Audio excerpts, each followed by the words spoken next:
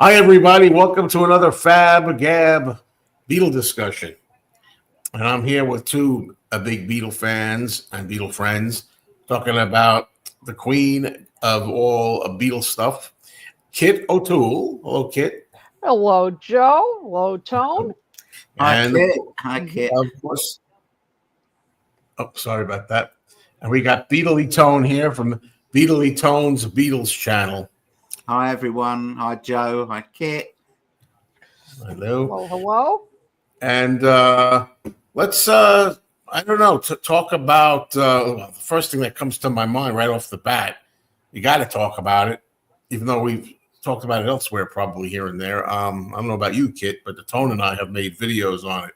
Yep. The new Beatles 64 documentary, which has gotten kind of like criticisms, and I have my issues with it. I did manage to see it twice. I enjoyed it more the second time. I think because the second time I kind of knew what to expect and what not to expect, and I looked at it for what it was rather than what's this going to be. I kind of wasn't as disappointed, but I've got my criticisms and things too. I would like to start out, Kid, asking you, because I haven't heard what you thought of it yet. Good, bad? What do you think? Yeah, I think it was, first of all, I think the marketing was a little deceiving because I remember before before it aired, it was saying, oh, it's going to show this previously unaired footage from the Males Brothers documentary. It's going to have this restored footage from the Beatles' first U.S. visit. And so I was under the impression that it was really going to be, this documentary, taking a fresh look at when they first came to the U.S. To me, what it really ended up being was more of a study of the impact that the Beatles had on America, on fans, men, women, a little bit African American. I just feel like it was a broader kind of documentary than what they implied in and so I think that was part of the problem. If they had marketed it, if they had explained what they were going to do, I think then maybe I and a number of others would have received the documentary in a different way. Even then, there were many times during the documentary where I thought, okay, well, if you're going to take that um, that tack, all right, but there were times where I thought, all right, well, if you're going to do that, there would be these topics where they would start to approach some of those, like, interviewing some female fans, today about, and they would bring up some interesting topics, but then just kind of drop them. About asking them, why did you react the way you did? Um, you know, and they would just kind of say, well, I don't know. It was just kind of a release, and and they just didn't really pursue that very much. Smokey Robinson, the interview he did. Now we can get into where he talked about seeing them at the cavern, and it's not really possible that could have happened. But when he said, which I thought was very intriguing, about they were the first group to him that really openly acknowledged being influenced by African American artists and growing up listening to them. And then they just kind of let that drop. And I just thought, well, wait a minute. There was another great piece of footage where they talked to African American fans, in 64, and some of them said, I don't think I'd seen that before. Anyway. Yeah, I'd never seen that. I agree. And some of them said, and the report said, what do you think of the Beatles? And some of them said, well, they're all right. Some of them said, they liked them. Some of them said, I don't. One of them seemed to say, I don't really, and seemed to kind of resent them. Why didn't they explore that a bit more? I mean, there were just so many missed opportunities in this that it was like this documentary didn't really know what it wanted to be. And then the interviews with Paul and Ringo, wow, very disappointing. I mean, I didn't mind the clothes one. I know somebody was saying, "Oh, why didn't you have Ringo with the clothes?" I didn't mind because he was showing some of the suits that he had then, I think. Yeah, I mean, that's okay. But, I just think, I mean, Paul told some of the same stories. I mean, yes, yes, yes, and, that kind of thing. Although there was another remark, and I swear I'll shut up and we'll get to you. No, I've been bottling this stuff up. Yeah, I can't wait. I can't wait. But I mean, like at one point, Paul said, that how much they had been looking forward to coming to America. Sure. And which is no surprise because we all know about, Britain after World War II and how much, in Britain, they said, they had looked to America as sort of, the promised land in comparison in terms of the economy and so forth. And then he said in the interview, but when we got to America, it was a very different story. And then they just let it drop.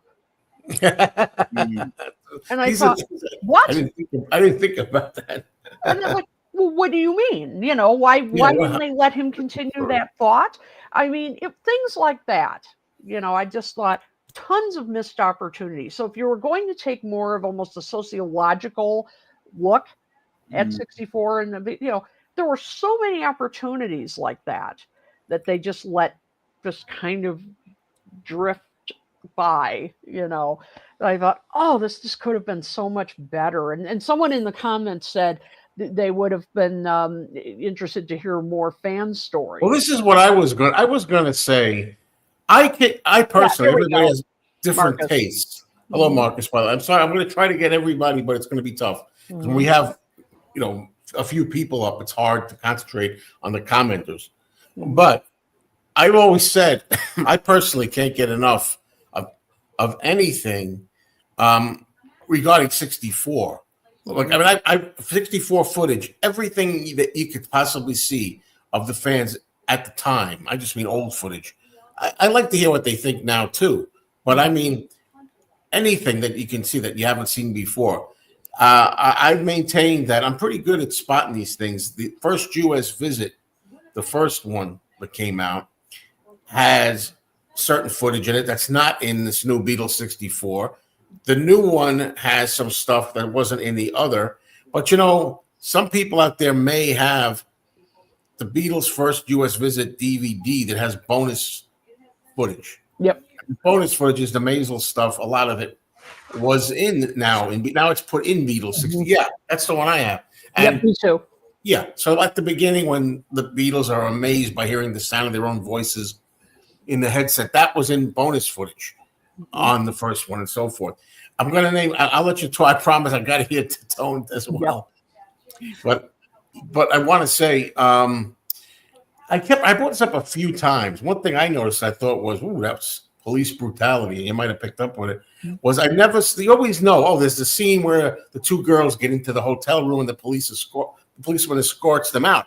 But I've never heard the little bit at the end where he says, "Throw you down the stairs." Yeah, I'll throw you down the stairs. Yeah. I was going to talk about it in my review video. But I just thought that whole section of them sneaking along the corridor, they're being followed by a camera crew. So this was clearly set up. It was clearly set up, and it was probably the reaction of the security guard or whoever it was who, said he'd throw them downstairs. It's probably set up as well. But don't ruin it for me. Well, that's what I think. I think that the fact that they're being followed by a camera crew, the camera crew probably got them into the building, and I don't know. I don't know. Maybe they didn't expect the outcome because it's just the Maisels brothers. I'm saying Maisels. Yeah, I always screw up how to pronounce them. I know. But going back to the fans thing, I mean, we're really lucky that we've got first generation Beatles fans around because they're in their 70s now, at least in their 70s, and it's great that we can, you know, draw upon their experiences to enhance our own, to learn from them.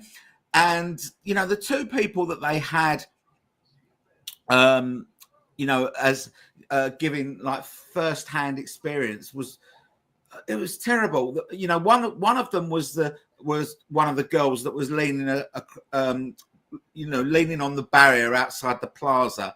And when they asked, you know, they asked her, I can't remember what they asked her, you know, why do you love the Beatles? And she would just say things like, you know, I just really love Paul, but my friend really loved George. And, you know, it's all inconsequential nonsense. And as for Jamie Bernstein, Leonard Bernstein's daughter, I mean, she didn't come across to me as a typical Beatles fan. You know, I don't think that she was, you know, screaming at the airport or standing outside the plaza. And the story that she told was just bizarre. You know, it wasn't any experience that she didn't really talk about, you know, the music. She did talk about watching Ed Sullivan later on when she had her second spot. But the first spot, she just said, you know, I had a dream that I was at a dinner party and George Harrison was there and he commented that I was wearing a bra. What? What was that? What? This is your best Beatles story.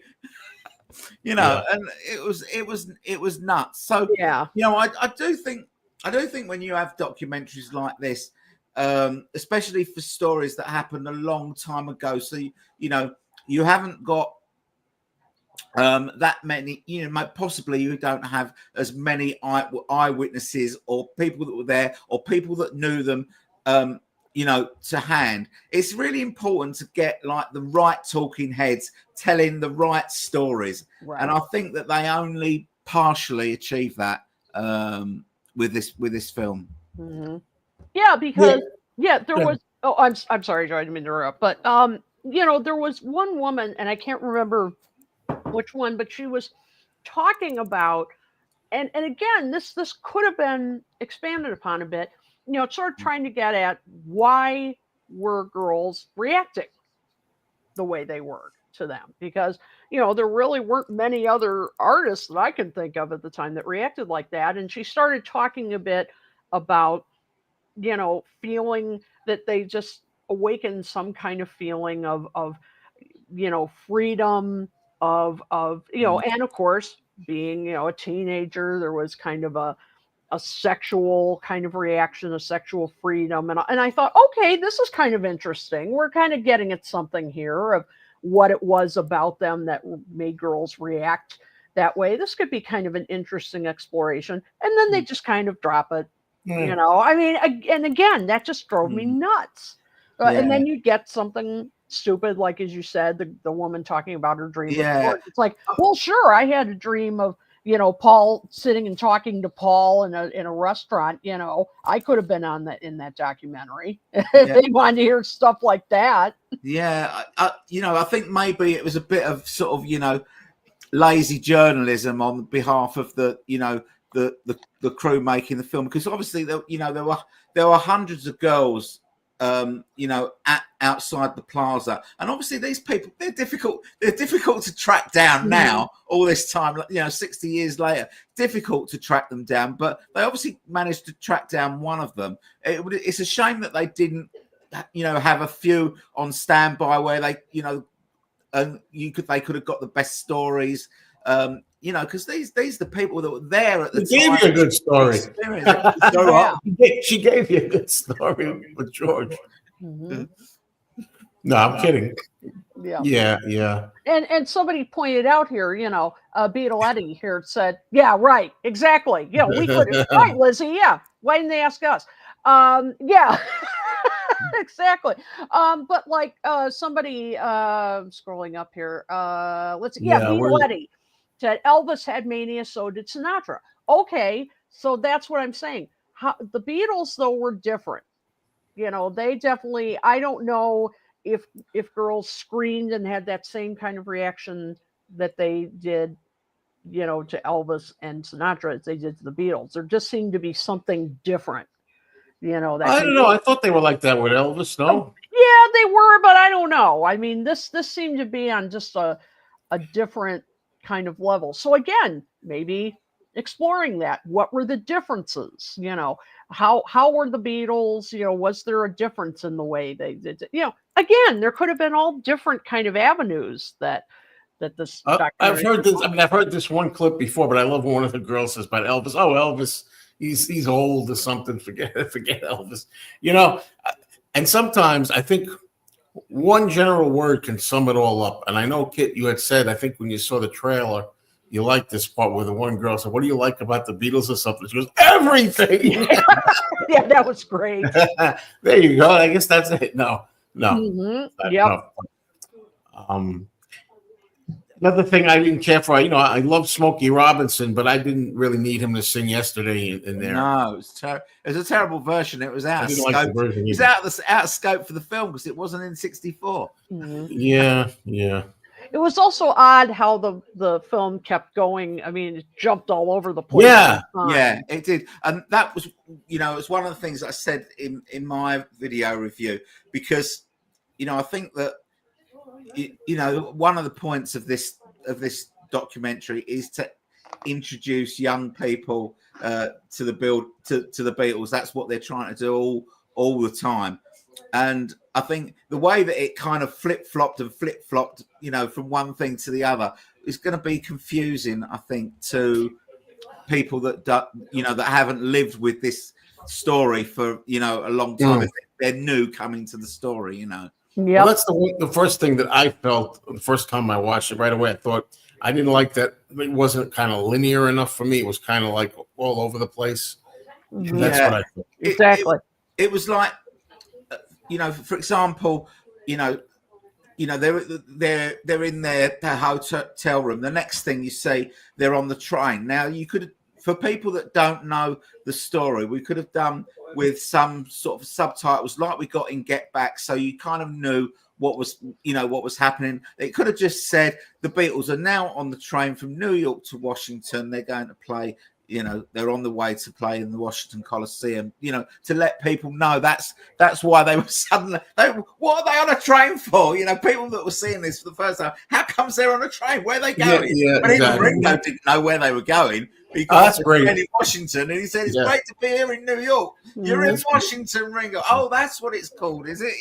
Yeah, just want to comment on something you highlighted that Robert S. said earlier about they also mentioned the Beatles were softer than the other male artists. That is not a new idea.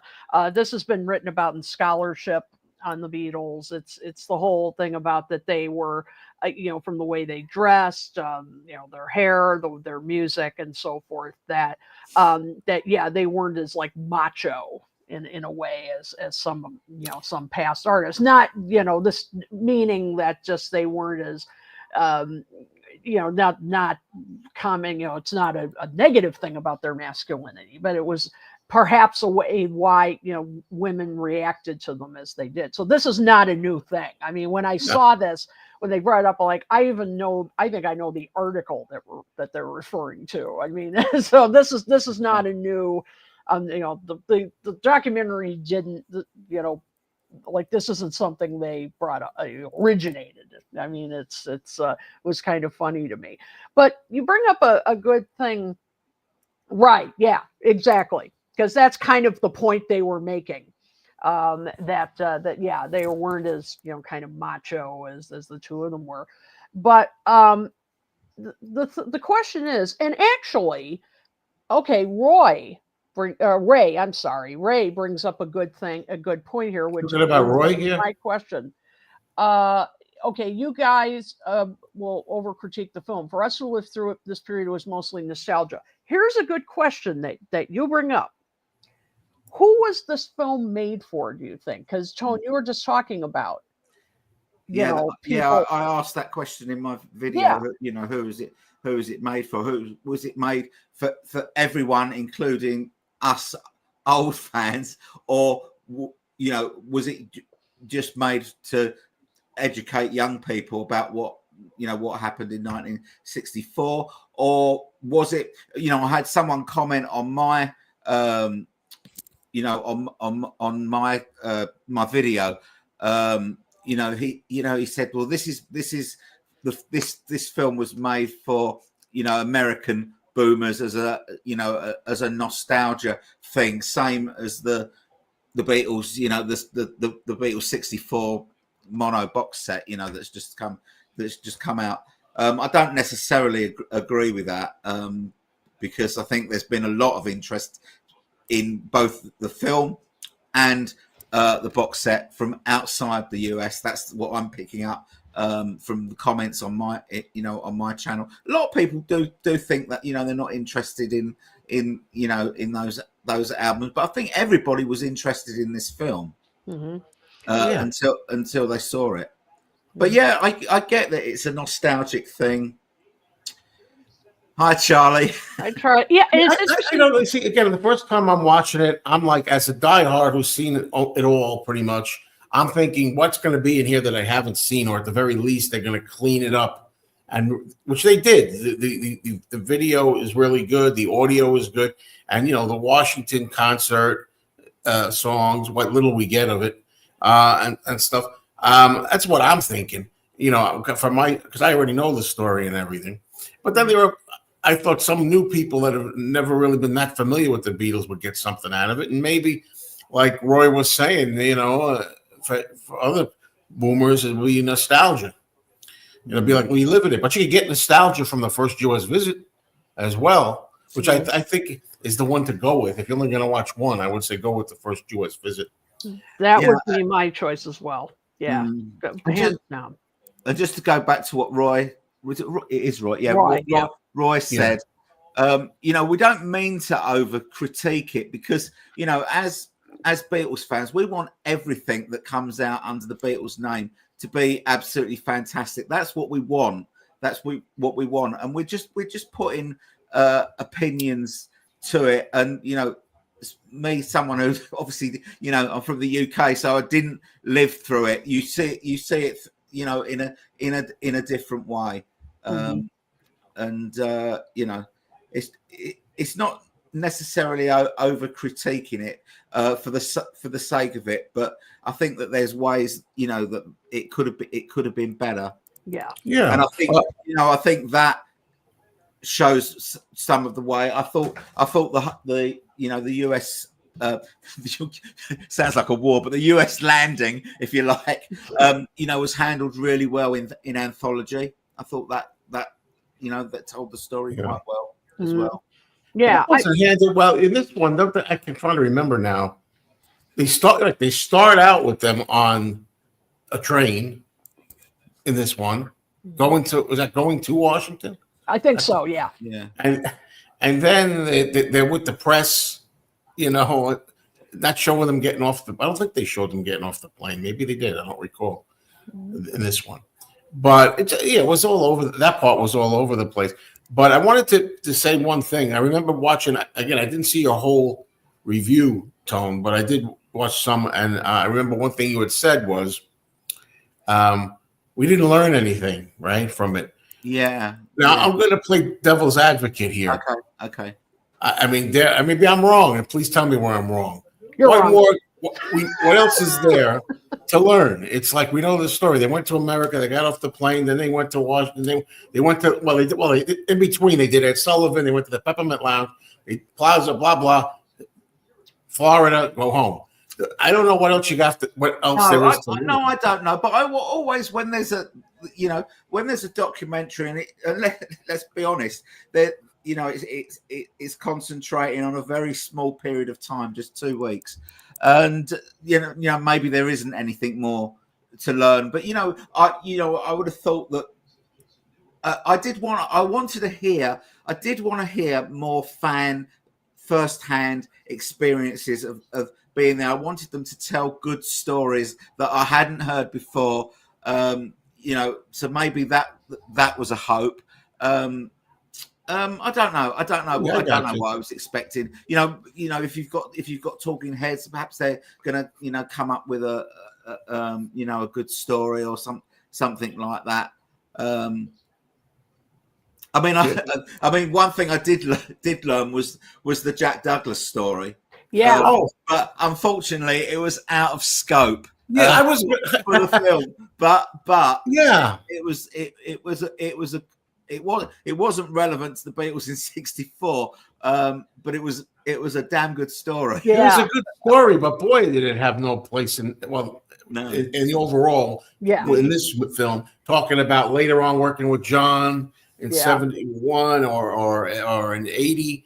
I didn't. This was a good little. If you blink, you miss this. Yes, when I heard that, I was like, "Oh my god!" Yeah, Mike, that was really good.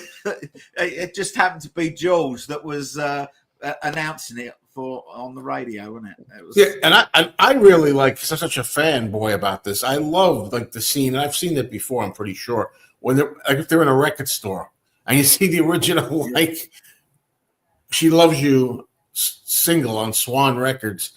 And there's only one song on this. Somebody goes, "There's only one song on it," And then they see all the albums, Meet the Beatles, stack. I mean, stuff like that. I love that as a collector and stuff. I like to see all the stuff going on.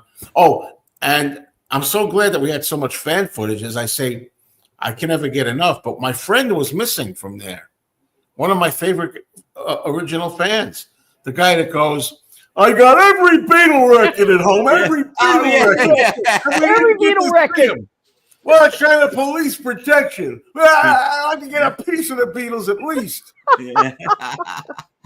Where was that guy? He wasn't in. I'm just kidding. I would just love all of it. I would like to see a whole documentary, just every piece they could find. And I know there's more that wasn't in there. You can't make 2 hours of just the fans outside and running around. But I would love all that stuff. Exactly.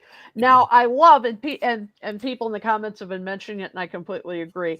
That Washington Coliseum footage. Yeah, and we were just teased with it, except the Long Tall Sally performance was played in full. Wow, amazing! I mean, absolutely amazing. That was the one. If somebody said, "What's the moment that the biggest highlight for you?" It might have been Long Tall Sally. Yeah, exactly. Yeah, it was for me. I mean, it was for me. Wasn't it incredible? Brilliant. Oh my gosh!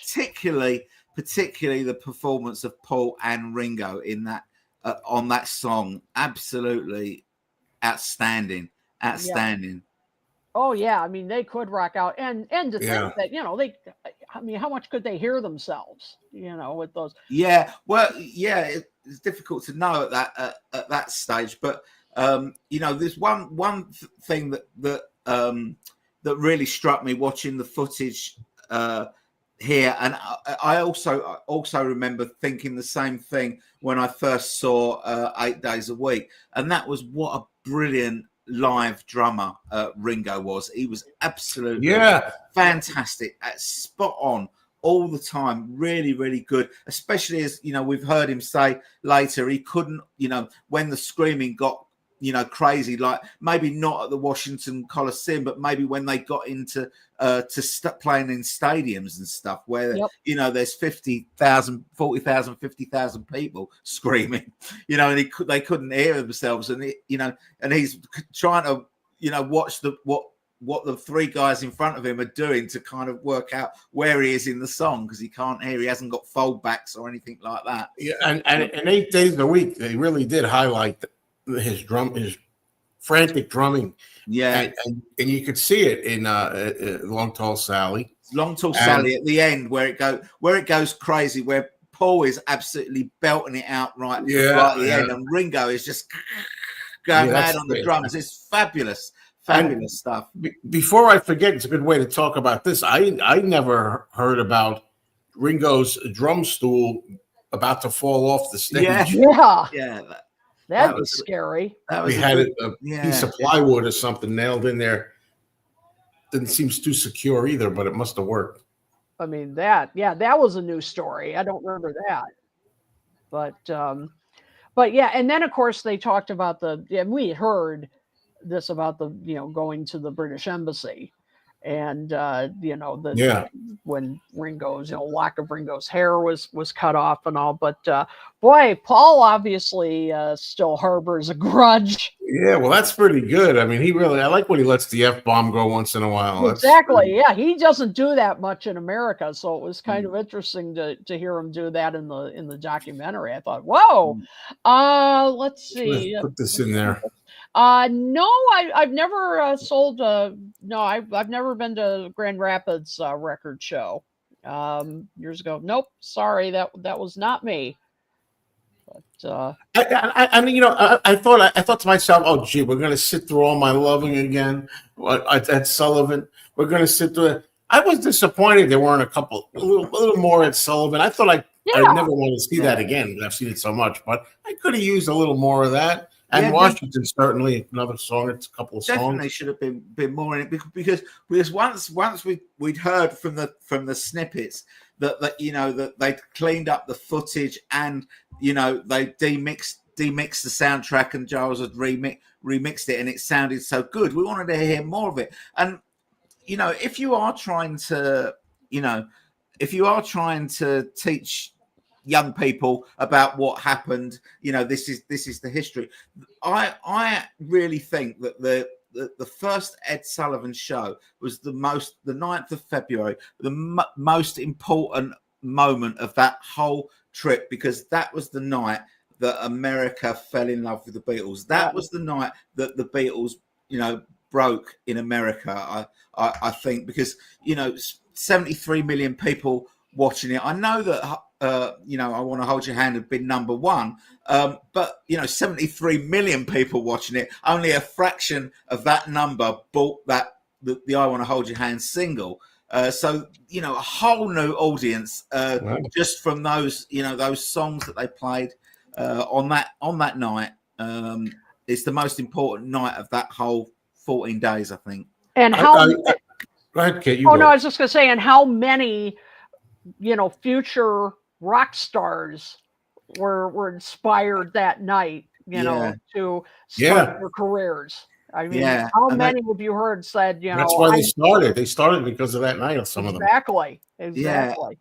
And I Googled it, and I read that the Ed Sullivan Theatre that they played in has something like 780 seats, or about 800 seats, and they had 50,000 people applying for tickets. And they said they only had 7,000 people applying when Elvis was going on it. Mm-hmm. And it's incredible. And let me tell you, I've been in there. I saw when David Letterman was doing his show. There. I went to a taping there in the 90s. It's not that big. No, I went in there with the close. Not big. No. Yep. I mean, it is not as big as it looks. So I can't imagine. I mean, and that's another thing. They couldn't have talked to somebody who was there for a taping. I mean, that's another missed opportunity.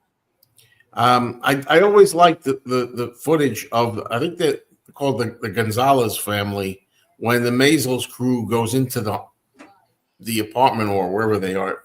They're watching live the Beatles on Ed Sullivan on their television set, and the young girls are really getting into it. And I've seen that before. I think that was extra footage in bonus footage for the last DVD.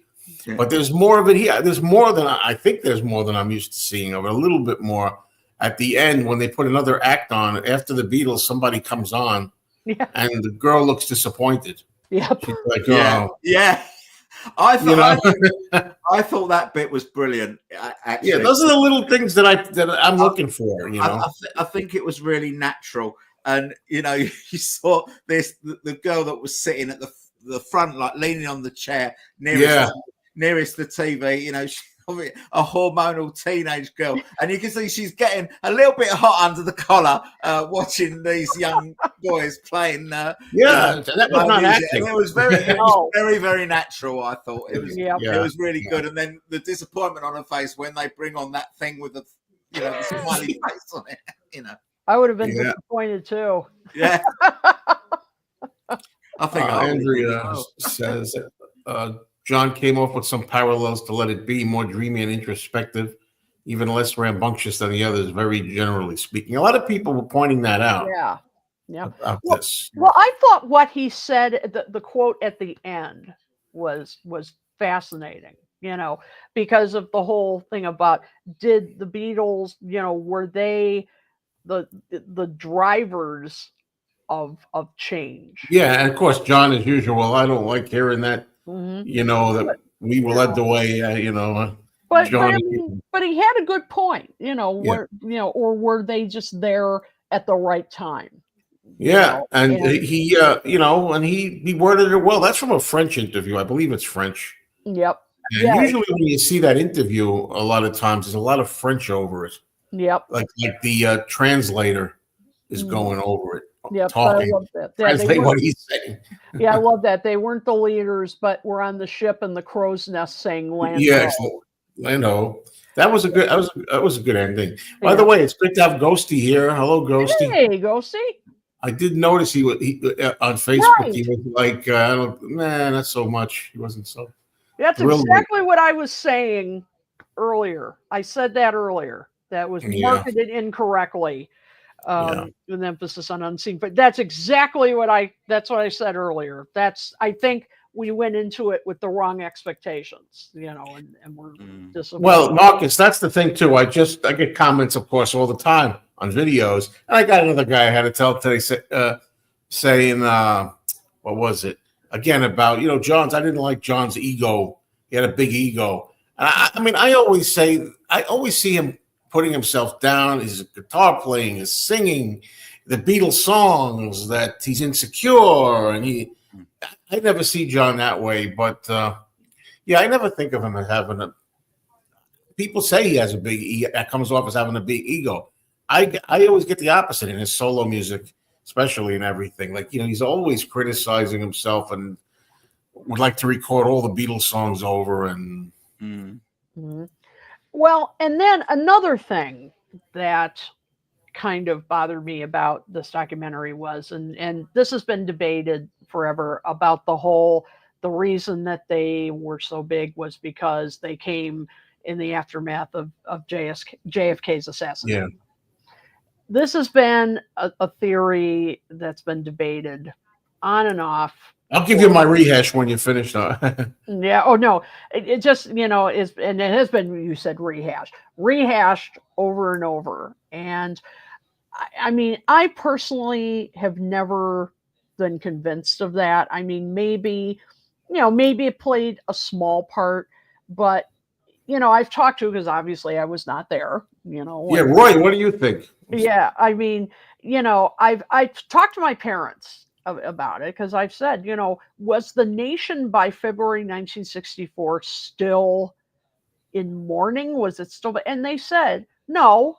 I mean, they said, of course it was a terrible thing, but by February, I mean, people weren't in the fetal position. I mean, people, you had to move on. And, to me, I think it was more, particularly, and I'm not doing this as a cheap plug, but I co-host a podcast called Toppermost the Poppermost, where we look at the charts, the Beatles history in the charts, but also the music that was popular at the time, and artists who were either directly, had some relation to the Beatles, or artists who had some influence.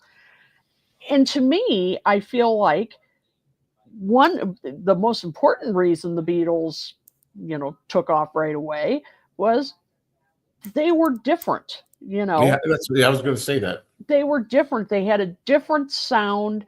They just sounded, they were just so forward thinking and just sounded so different than what was on the charts. I mean, the girl groups, not putting down the Beach Boys. I love the Beach Boys, but, it was all surf music. It was girl groups. It was, and the Beatles just had a different energy, a different look. They were new, and also great marketing campaign from Capitol as well. I mean, you can't discount that. Yeah. Well, I think that had more to do with it. I do agree with you, especially you think you said it very well, and I agree with everything you said. I always thought, yeah, I'll go along with that. I was, what was I? I was not even yet 2. I was just shy of 2 years old, but so I don't remember. But the thing is, I could say, all right, that helped a little bit, a little more joy. All those things, the hair, the English accents in America, the suits, the different sound, the marketing, the whole thing. But here's the part I love at the end of it. But there's still the biggest thing. There's still the biggest thing. The music lasts forever. So even with all that stuff, that certainly helped. I'm not denying it. Yeah. And they say, oh, well, they were like marketing suits and everything, and the hair. The suits are old hat now. The hair is not a big deal now. The music still lives on. It's always the music is always at the core of it. Yeah, right. They were. The other thing was they were a pretty good band as well. Yeah, that's what I'm saying. Right. So that's the end of the main thing, because otherwise they would have been a fly by night. They would have been popular, and then you never hear from them again too much. It would have been like, yeah, it was a new thing. It was a thrill for a while, but then they started to peter out by the end of the '60s, or certainly not still going strong now in the 21st century. Yeah, I was just going to say, Eric Schultz here has a great point. Yeah, it says, Pascal's a great point. The Beatles had the same reception in other countries from late 63 to 66, where JFK wasn't quite so mourned. Yeah. I'm not saying he had zero, the JFK. But I guess probably America specifically. But, why'd they go over so big in America? They didn't go over big when the first singles, I don't know what the story was, but remember when George came over in 63? Yeah. And said, "Oh, they don't even know us there. It's terrible, They don't."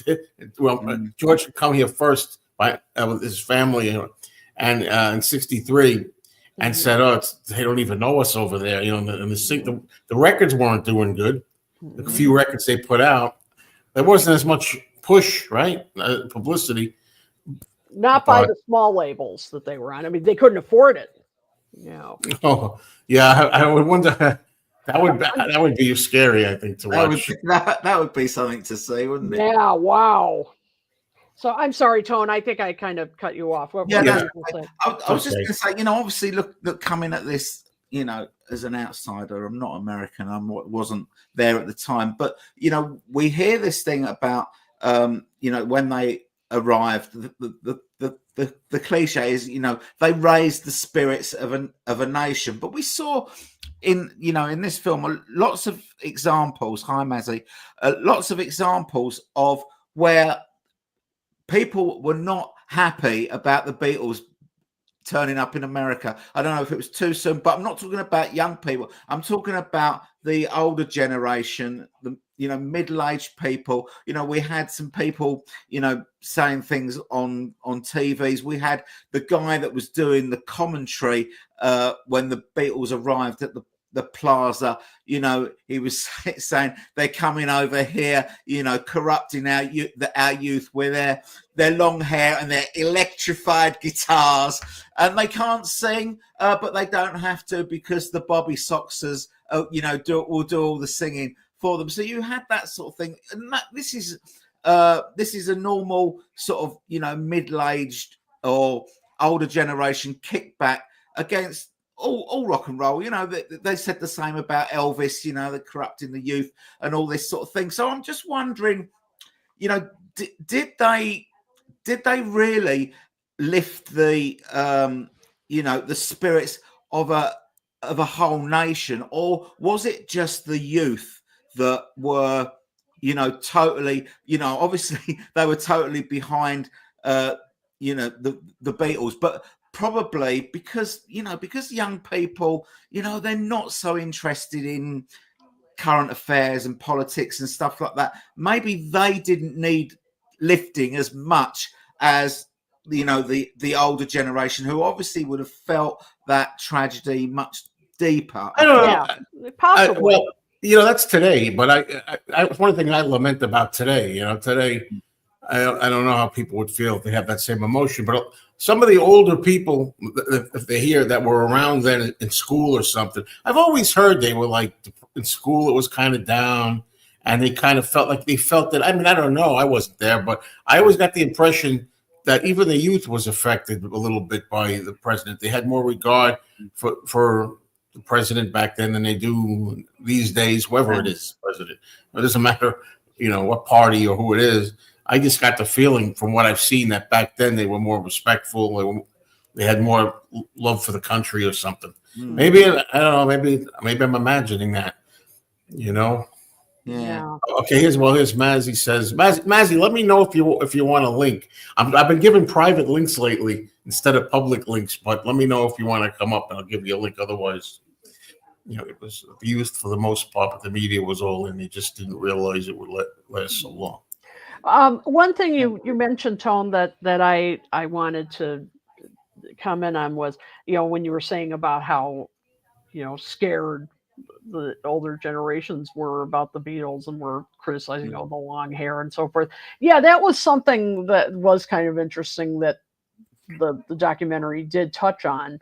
And it was even more so than I thought that they did have a number of clips of older people and doctors and so forth mentioning. Yeah. I just thought, man, people really were scared of the Beatles. I mean, older generations back in the day.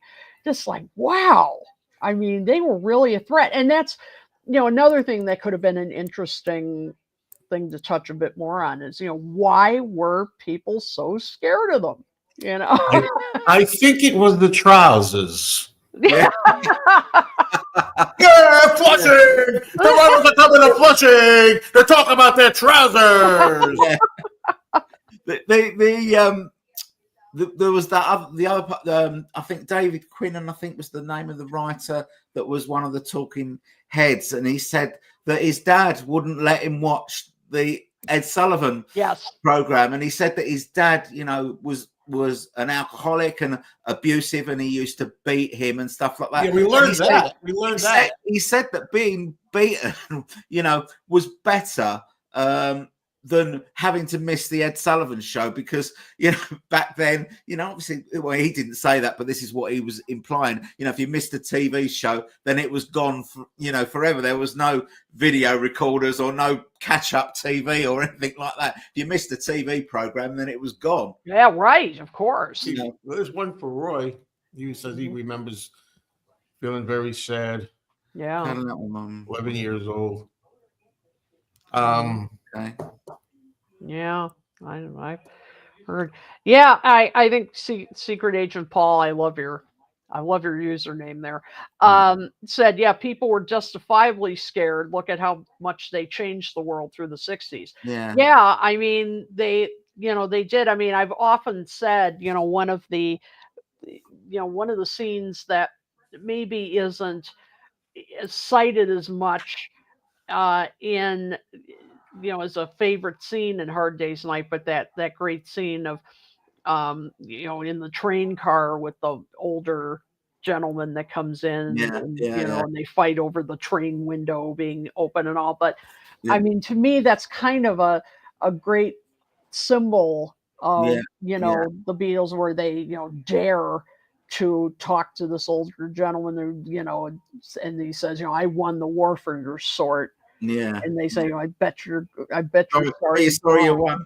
But I mean, that was kind of the symbol of, hey, this is the changing of the guard, and we're not afraid to speak up to you. And, and I'm sure that, I wonder if older generations saw that and thought, oh my God, this is not good.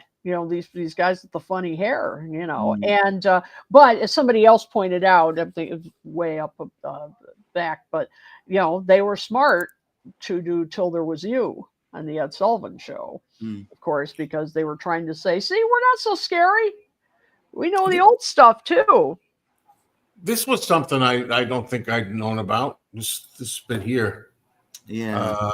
Remember with John being revealed that he was scared of the violence that was going on in the U.S. I don't think I'd ever heard that before. Yeah, I remember that part. Yeah, that was chilling. Yeah, I remember that part. That was a good point bringing that up, you know. Mm-hmm. And by the way, I know Ghosty's here. I know I'm not saying you're ready and able to go, but if you want to come up, let me know. I'll give you a link. You know, Ghosty, Norman, you know, Maslov. Let me know. Yep.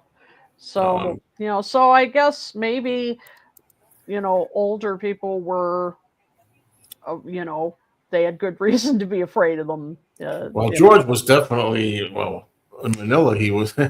Yeah. He talked about that. Yep. We all talked about that. They had good reason to be afraid in Manila. But George spoke about in America. I mean, first time in America as well. Mm-hmm. Tom, I didn't get a chance to say hello to Tom. I don't think, but it's hard to say hello to. Sorry, folks. It's a lot of people Hi, here. Tom. Hi, Tom. Yeah, the only thing was news updates and church music. Yeah. Well, Wow. Mm. Tom commented on something earlier that I was going to mention. This does not have to do with the movie, but I'm really glad to be here tonight because tonight is the 35th anniversary of the first time I saw Paul live in concert. Can't believe it. the actual day? The actual day. Yep. December 3rd, 1989. Well, Yep. It would be the same for me in December of '89, but it'll be later in the month. Yep. I don't remember the exact day though. Yeah. 12th, the 12th, I think. I want to say 11th. Mm-hmm. 12th. Yep. I So saw him twice. Yep. Thanks to Brad Hunt, who's a great guy and writes on with Beatle fan with me, and yeah, because he was at that show too. Of course, I didn't know him back then, but yeah, he reminded me, and I'm like, my God, 35 years ago, I was 17. I was just 17. You know what I mean? You know, I get blown away by things like when I think like if I saw Paul in '89, it would be 20 years then at the time since the rooftop concert. Mm-hmm. That's a perspective. I was thinking that when I was there. Oh, it's been 20 years since the rooftop. Yep. Now it's 25 years since '89 seeing Paul. How does that happen? That's longer. That's older now than Let It Be was or. My anniversary is the 7th. Is going to be the 7th of December. Today's what, the 4th here. Anyway, that'll be 45 years. 79? 1979. Wow. 7th of December. Wow. I saw him on the 8th as well. My gosh. Wow. Ollie Perry says 1989 was a long time ago. Yeah, shut up, Ollie. It was a long time. Yeah, I know. That's scary as hell to me. That's a long time ago. Yeah, 35. God, I mean, I remember I mentioned this on my Facebook page. I will never forget. I was in the nosebleed seats when Paul came out at the Rosemont Horizon. Now it's the Allstate Arena, not far from the Hyatt in Rosemont. It's not far at all, and where the fest is. And did kicked off Figure of Eight. Never forget it. Yeah, and I made a mistake. You know, my math sometimes I'm not thinking straight. You said 35 years. I said 25. How? So I'm going to say it the right way. How is it that it was 20 years that they were doing the rooftop in '89, and now '89 is 35 years? Mm-hmm. It's 20 years. 20 years. Yep. Now 35. Yep. That's insane. Nice try. There it is. Bing. Yep. Yeah, I made a big mistake. Yep. Yeah, that was. I don't know. I remember thinking, here we go, that he wasn't as good. I mean, he's not like he's better than he sounded now. But I remember thinking, his voice didn't sound as good as I expected. And then somebody later said he had a cold or something in Madison Square Garden when I first saw him. I don't know. I remember hearing that later. Yep. Oh, now Ollie's roasting you, Tone. Oh, Mazzy. So Mazzy was on the Wings Over America tour, and I'm glad to have lived them. Probably, I'm gonna guess Seattle or California or something like that. Yeah, I wish I could have seen him in the 70s. I bet that was amazing. I mean, what gets me is by 76, I was that's when I was becoming a real big fan, around 76. And I was 14, but I mean, I don't even think I was aware, actually. I was just starting to be a big fan, but I don't think I was even aware that he was playing somehow. I don't think I was aware of it. There would have been nobody to take me at that time anyway, but, you know. Yep. Yeah, Scott said I do it all the time. To me, 1990 is 24 years ago. Yeah, when I hear 90s songs now referred to as oldies, I'm like, get out. Yeah. Stop it. This is news. I mean, I didn't know this. Ooh. Sean says we confirm we should get 1-to-1 concert next year. That's pretty great. Pretty great. Oh, that's awesome. Was he talking about the film, or was he talking about? Oh yeah, good point. The documentary, the record. I know that the film is coming out. And maybe to support the film. Oh, maybe. Yeah, well, it'd be good if there was some physical media to support it, preferably, records and CDs. But I expect there'll probably be a Blu-ray maybe at some point. Yeah, boy, that'd be great. I'd love it if they'd release the concert. Because Jack Douglas had said, I think it was, that he worked on it, restoring it a while ago. Yeah, the film. But about a year ago, Sean said that he'd done a remix with Paul Hicks. Again, I think that the Jack Douglas one was done, I don't know, was it 2013 or 2014 or something like that? Oh, wow. Sounded like he was talking about the concert. He said he's proud of all the work the cleanup team did on the concert. Well, that would be fantastic. It would be, because it really does need cleaning up, and I'm sure it'd be fab. Yep. Wow. Boy, that'd be great news. Great news. Yep. Yes. Fingers crossed that it's the concert too. Yeah. And then Dark Horse. Oh well, I don't know if that's a. Well, I don't think it will get. I don't think that's going to be next year. Yeah, I have heard some rumblings about that. Apparently, Danny said that Concert for Bangladesh is next. Then it will be Dark Horse, the album, and they're currently working on the 74 tour. So it sounds like the work on Dark Horse is already done. So we may get that next year as well. I don't know. Well, you're a big fan. You're a big fan of the Dark Horse album. I really like Dark Horse as an album. I've kind of got this. I've got a sentimental attachment to it because it's the first George Harrison album that I ever bought, but it was one of the first solo albums that I bought. And I remember I bought that and Imagine on the same day, and I don't know why I chose Dark Horse, because I probably didn't know anything about it. Just at that point, it was probably just cheap, and that was the reason that I bought it. But yeah, I like it. I do like it. Yeah, there was a lot of heavy talk about Anthology being revisited for the anniversary. Yeah, I think this is the more to do with the actual docuseries rather than the anthology albums. Yeah. Okay. Is that? Yeah, I think so. We're gonna have it all. Look at all this stuff: Beatles and solo. Get your credit cards ready. Yeah. Holy moly! That's a. It's funny because, of course, the vocals are obviously a problem. Yeah. But I do actually. I've come to like the song "Dark Horse" with the voice. Mm-hmm. Yeah, because it's interesting, because obviously when he sings it on live in Japan, where his voice is fine. I don't know. There's something little. Something's missing. There's something missing. But I know that there's a problem with the voice, but he kind of gets away with it. I do like the songs on that album, and I don't think the voice really spoils it. I think Simply Shady is that's my favorite song on the album. It's one of his best solo songs, I think. Yeah, that's my favorite song. But I don't like "It Is He." I don't love that song. No, sure. Is Far East Man on there? Yeah, that's all. Yeah, I like Far East Man. Far East Man, that he wrote with Ronnie Wood. Great. And Ronnie Wood's version is good as well. It's on his solo album. That's just so sad. I think it's called I've Got My Own Album to Do, Ronnie Wood's album. It's good. Yep. Yeah, right. That's the old Tom joke. says it was his first concert. Yeah. Yeah. A lot of people said that. Yeah. Yeah.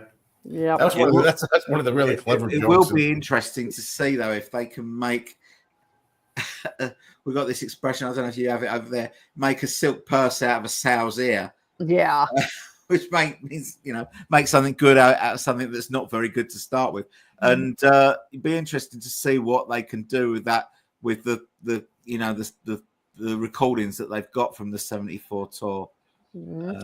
I feel the same way as Laura about this. I mean, I've had the Disney Channel since November of 21. Was it? Was that when they had Get Back? Mm-hmm. I mean, I've had it for that, and I don't really want to watch the Beatles. Occasionally, I'll check out some other things, but very rare. Yeah, I did watch something else on Disney a couple of months ago, but I can't remember what it was called. Was it the Beach Boys documentary? No, I watched something not too long ago either, but I can't remember what that was. Mm-hmm. It must have been something Beatles related, because I mean, what the heck was it though? Now you got me wondering. Well, Let It Be was on it, wasn't it, as well as Get Back? That's what it was. Yeah, of course. Yeah. Yep. Oh, Elton John. What about Elton John? Mm-hmm. Oh yeah, that's right. Forgot about that. Oh yeah, I definitely want to see that. Okay. Mm-hmm. He's having trouble with his eyesight, isn't he? Yeah, he got some terrible infection, and I guess he can't see. Yeah. Yeah. Sorry to hear that. Yeah, me too. Yeah. I definitely want to see that documentary. Gosh, I do as well. Mm-hmm. I've read his book, his autobiography, and it's very funny. It's he's very self-deprecating. I in bet. It's good. It's good. Mm-hmm. What's the Abbey Road Studios documentary? I wasn't that crazy about it. And there've been, I mean, it was okay. There's been some questions about the accuracy of a couple of things in it, particularly I think it was the Goldfinger segment, because there have been some questions about whether I think that was really recorded in Abbey Road or not. And so I think it was the Goldfinger segment. It was okay. I kind of wish it had been done by someone other than Mary McCartney. I hate to say it. Maybe a different filmmaker, but. Well, we've got a lot of mileage out of talking about the Beatles '64 documentary. And of course, we could still, anybody who wants to talk about it, we still can if you think of things and everything. I thought maybe, Kit, did you have something you wanted to show? Yes. I got something I wanted for a while at Record Store Day. I got just volume 2. Oh, yeah. Oh. Alpha Omega. Omega. Yep. Yeah, they just had volume 2. Hopefully I'll get volume 1. Yeah. So, I've wanted this for some time. So, went to my local store and finally they got it. There it was. Yeah. That's supposedly the reason we ultimately got the Red and Blue albums. Yep. Yeah. Let's see. Here, I'll show you the back cover. Let me see if we can read any of them. I'll blow it up a little. Oh yeah. Oh yeah, you can see the songs. Now you see this. There's weird songs like you got Backseat of My Car on the first one. You got Crippled Inside and Oh Yoko on another disc. There are also it's all those songs. That's why I'm talking about Apple Scruffs. All Things Must Pass. Well, that's the ones I'm noticing. The other are all Beatles songs, but they're pretty much taken off the records. Yeah. It's really weird. It's just a little curious piece of Beatles history I've always wanted to have. Yep. So 16 starts off with Maggie May. Yeah, right. Isn't it weird? Hey, Mean Mr. Mustard. Yeah. Yeah. Starts out side 14. Mm-hmm. Yep. Yeah. And then he's followed up with Love Me Do. Isn't it weird? I used to love stuff like that. I used to love buying weird imports and things that had weird running orders. Yep. Sequencing. All yep. right. And this was just sold right on TV. Just blatantly. Look at this. You go from You Won't See Me to the lovely Linda to Drive My Car. It's nuts, isn't it? Was it expensive, Kit? It was like $40. Oh, that's not about right. This wasn't bad. Yep. And they were having a 10% off sale for Record Day, so I'm like, sold. Not bad. So it's got eight LPs in it, right? Yeah, this is I mean, that was it's here, let me see. 1, 2, 3, 4, 5. Yeah. 6, 7, 8. Yes. So that's five. That's $5 a record. Can't complain at that. Not bad at all. Somebody wants to know how it sounds, and I'm guessing it's just. No. I mean, not because of the condition of the record. It's needle drops, right? I mean, I think they just literally took like the albums. Some of them are the Capitol albums. I remember Roll Over Beethoven being like the echoey version from the Capitol album. Russ is asking, is the label pink? My original had a pink. They come in all different kinds. Right. There's color as well. Yeah. This one is it's from Cleveland, Ohio. It's TV Products, because there were like 2 or 3 companies that put these out. So this one, the TV Products one, I think came out with the black and white version. And then there's another, I forget. Was it Audio Tape Inc. or something like that? That's it. Yep. So they're all different versions. So, yep. Wow. I don't know, 50 years ago, this month was first concert, George Harrison's. At the LA Forum. You know, there's been a lot of, we talked about Dark Horse on the tour. There are some videos out there, some footage of that have been cleaned up. I think in the Billy Preston documentaries, the new Billy Preston. Yeah, I'm dying to see that. And because Tom Hunyadi always talks about that. That there's been footage seen of George from that '74 tour that's really fixed up quality. So you never know. Exactly. I hope the Harrisons move a little quicker now. Yeah. It sounds like they've got a few things in the pipeline. I guess they just need to, to work out, what their path is going to be. How quickly they're going to release them. Sounds like they've got 2 things already done: Concert of Bangladesh and Dark Horse.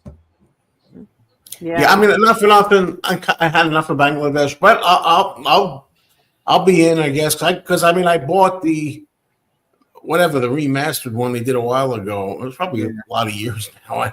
It's a DVD. I think it's 2005. I think it was 20 years. See that? 20 years. It's been a while. It seems like 2 years ago. And that I was saying on another show, I think that's one project where whatever you want to call it. I don't love listening to the album. If I'm gonna do it, I rather watch the performance. Yeah, right. So I don't care about the audio of it really at this point. Yeah, I have whatever I have, and I probably have a CD and the original vinyl.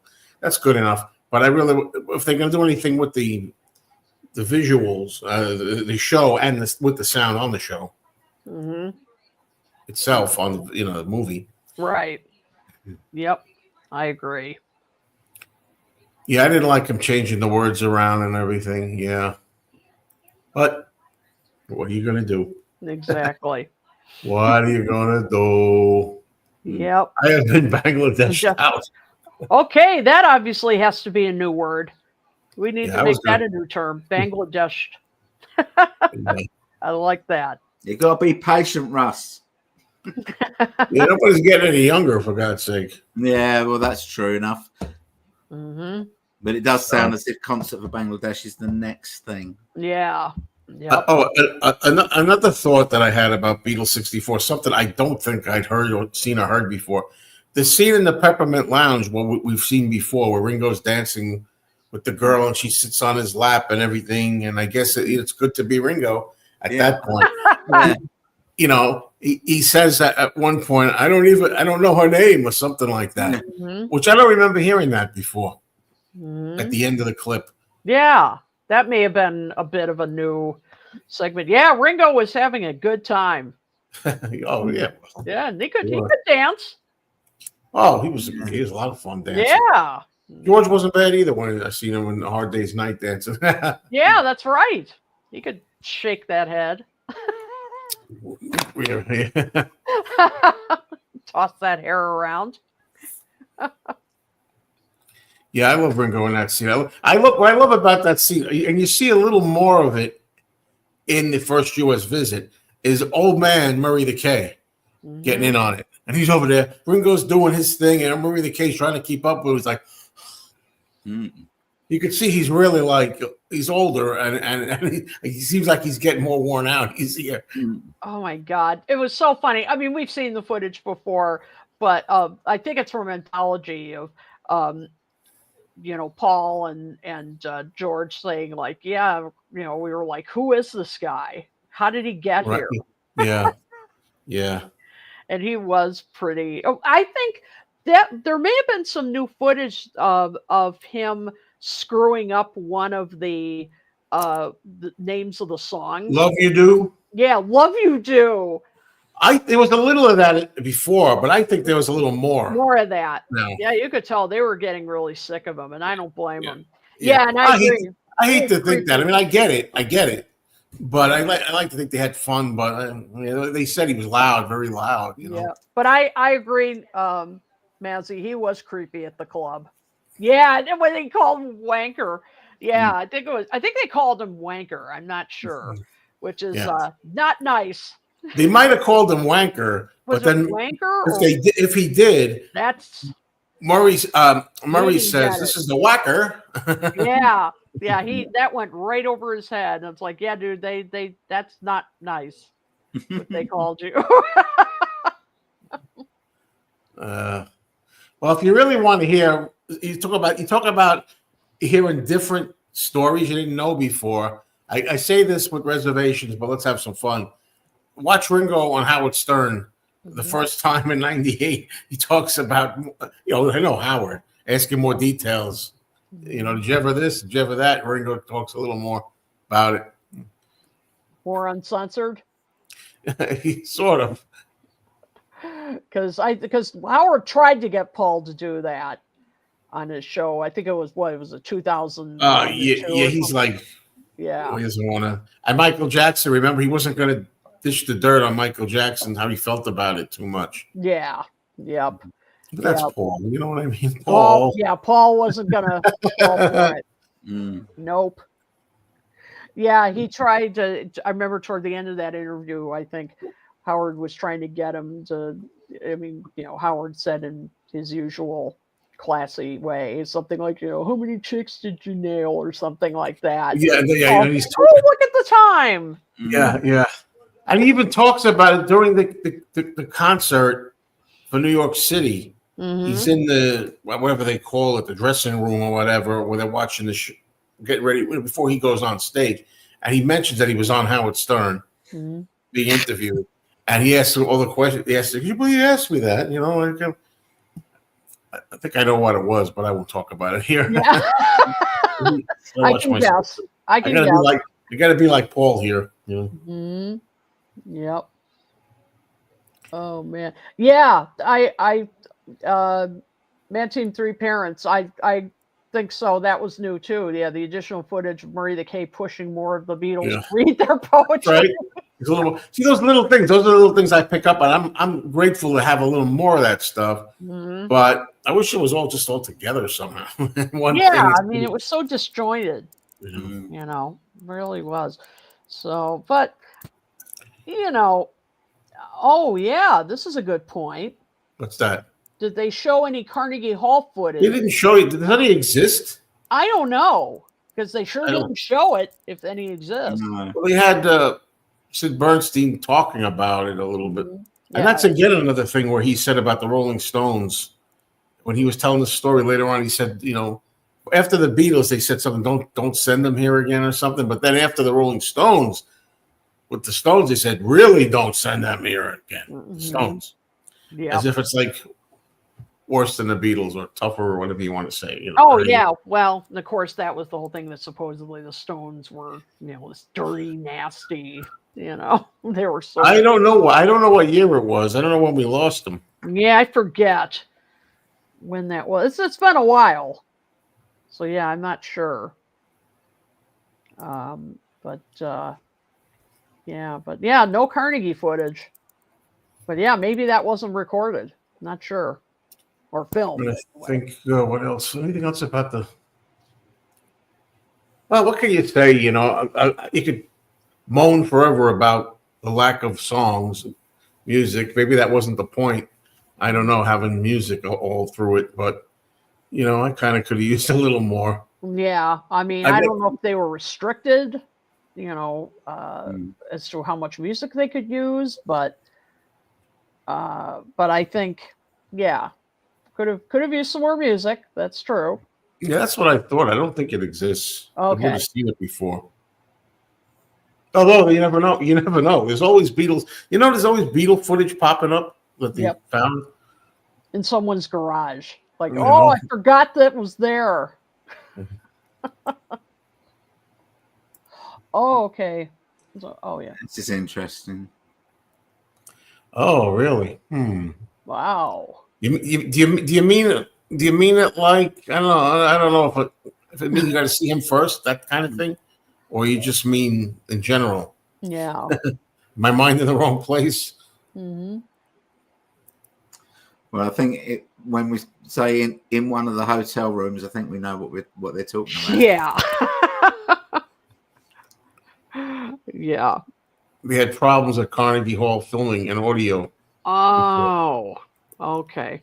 No, Alpha Omega was not a Record Store Day release. I just when I went there, they knew if my store Blue Village Vinyl, they just knew I was looking for that, and they pulled out a copy for me. So no, not an official release. Good info, Tom. Yeah. Thanks, Tom. Interesting. Okay. Didn't know that. The thing, I mean, I remember I was watching the new documentary, for a while. I'd been watching it, and I thought, are they going to mention Brian in here at all? Yeah. And then they did. Yeah, after a while. I was like, wow, it's like, I hope they don't. I remember thinking, wow, I hope they don't go without even mentioning or showing anything of him. Mm-hmm. Yep. I think there was a little more of that too, compared to the first Jewish visit. It was different than what I've seen in the other one. Yep. Yeah, no cell phones those years, of course. Yeah. Yep. People had to have their 8mm cameras. Yep. Cameras. That's true. Right. So I mean, you let me know. I'd like to go if you can go on. The longer, the better. I'm looking for like another half an hour. But if you can't, if you got to go, let me know. But otherwise, you could ask all kinds of things. We could go on Beatles besides just the documentary if you want. Anybody? Because eventually Beatle talk comes up one way or another. There's always something to talk about. That's for sure. But another thing, we're still learning things. Mm-hmm. And people say, how much is there to talk about? Well, I learned some stuff, Yep. Carnegie Hall stuff. Yeah. I mean, because I would say, overall, I don't know if I would say, like, I probably wouldn't watch Beatles 64 again. No. Yeah. Oh, I will. I've watched it twice. The first time I watched it, I just wanted to watch it, and I didn't want to take any notes or anything like that, from a video. The second time I watched it, I watched it more closely, and also to confirm that my thoughts after watching it the first time were still the same, after watching it the second time, or I haven't missed anything. The thing that I did miss was Terence Trent D'Arby. Yeah. That was interesting. I didn't recognize the guy's name. He's changed his name. Yeah, he changed his name, but doesn't even look the same. Yeah. And, you know, when he did his second Talking Heads part, they flashed up photos of him as a younger man, and it's Terence Trent D'Arby, and I loved him when he first came out. That first album was great. Yeah, introducing the hard line according to Terence Trent D'Arby. Great album. What an album! It was one of the very first CDs I ever bought. It was just around the time when I got my first CD player, and great album. But I totally, you know, when I watched it the first time, you know, I just thought, who is this bloke? I don't know. I knew who most of the Talking Heads were, but I didn't know who he was. And then I realised it was. Yeah, that was random. I'd be like, why him? Yeah, well, that was it. Because then I thought, well, you know, how old is he? So I Googled it, and he's 62 now. So it means he was only 2 when this happened. So obviously he's got no first-hand same age as me. And he's got no first-hand memory of it. So I wonder why they picked him out of all the people that were 2 years old at that particular time. I just thought it was a really random choice. They could have talked to me. I would have talked to him. They could have talked to Joe. Yeah. You know. Oh, but I just want to address Marcus' question. Yeah, of course I would like this treatment for 64, but you know, I'm just talking about, look, how do I explain it? You know, with Get Back, as a fan, what did they say? They had 60 hours or something to Get Back or something like that. I'd watch all 60 hours, sure. But I'm just talking critically. I think it plays as too long, the 3 parts. I think they could have trimmed it a bit. You know what I mean? Like I watch it, all the footage that they have. But as a project, I think could have been a little tighter. And I think they could have made an amazing, say, 3-hour film out of it, maybe, if they really 2.5, 3, 2:45, something like that. Yeah. Rory just asked me if I sold my my Macca tickets. I have. Oh, you did? Okay. I did sell them. Yeah, I've sold them. Oh, you did. I missed it. I watched a little of that, but it's your friend whose tickets do they belong to? So they were my tickets, and but they weren't great tickets. They were quite near the back, and I went on I got those on the pre-sale day, and then when they went on general release, I tried to get you know, better seats, and we were. You know, I wasn't bothered whether I saw him in London or saw him in Manchester. I just wanted to get some good seats. And what I really wanted was VIP tickets. So Boyan, who is a young guy who subscribes to my channel, and I had him on the channel this time last year because he lives in Australia, and he saw Paul in Melbourne, Australia last year. He came on the channel, and you know, I interviewed him, and he told us about the gig, and since then we've become, you know, good friends. And anyway, he just took it upon himself. He's coming over for the gig, right? He's coming over for the gig at the O2, and with his mum, because he's only 21, this guy, and lovely bloke. And he just took it on himself to try and get me VIP tickets because he'd got some for himself, and he had a contact. So rather than going on the website, he had telephone number. So he actually spoke to the woman at Event UK who Paul outsources the VIP thing to, and and he managed to. I don't know how he did it. Because when I went in on, you know, when they went on sale, they were all sold. All the VIP tickets were all sold. So I don't know how he did it, but he did. He did. So basically, I had 3 tickets to sell, and you know, I just sold them to. Well, I sold one to Nick, who lives in Kansas City, who is a subscriber of mine, and he's just texted me to say that he's arrived in the UK, and then I put the other 2. I did a video and said, you know, whoever wants them, you know, I'll sell them at face value, because, you know, I not gonna rip off Beatles fans. So, and that was it. Oh wow! Yeah, maybe. I'm not sure. I'm not sure if he's letting that out of his house, though. Is he now? Yeah, that's He doesn't want true. to lose it again. Okay, here is a big question. The time in England is now 1:28 a.m. Oh wow, and it's Okay. you're a trooper. it's funny because well, it's not funny actually, but so yesterday was my chemo day, and on my chemo day I have to take steroids. So I take 10 steroids, and I'm totally wired on these on these steroids, so I can't get to sleep. I try to go to sleep it was about 3 o'clock in the morning when I eventually went to bed. Couldn't sleep, got up, and I was then up till about 8 o'clock, and then I went to bed, and I woke up at 12. So I've been up all day. I've rehearsed with my band tonight, and I'm still awake. I'm still awake. I've had very little sleep in the last 48 hours, I tell you. You give anything you got for a little peace of mind. Yeah. Yeah, right. Exactly. You know, I'll tell you, when I was a kid, I used to make it like English words like in diamond, almond, bene, gluglig, afro. Afro.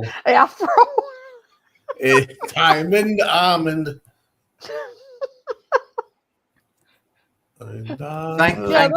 Thank you, Eric. Nice to say. Yeah, well, it's great to have me anytime.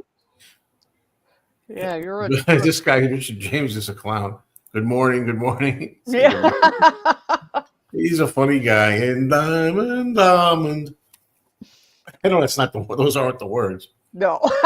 No, really? I thought he they didn't were. say good morning to me. I'm the only one here that it is morning for. It's the morning. It is morning. It's evening here in Chicago. Does one not need my mindless antics? Somebody else way early on in the chat was saying hi from Chicago. Yeah, it is freezing here. Oh, please give me this summer. Is it? Winter sucks. It's 2 degrees here at the moment. Yeah, it's damn cold here too. Yeah.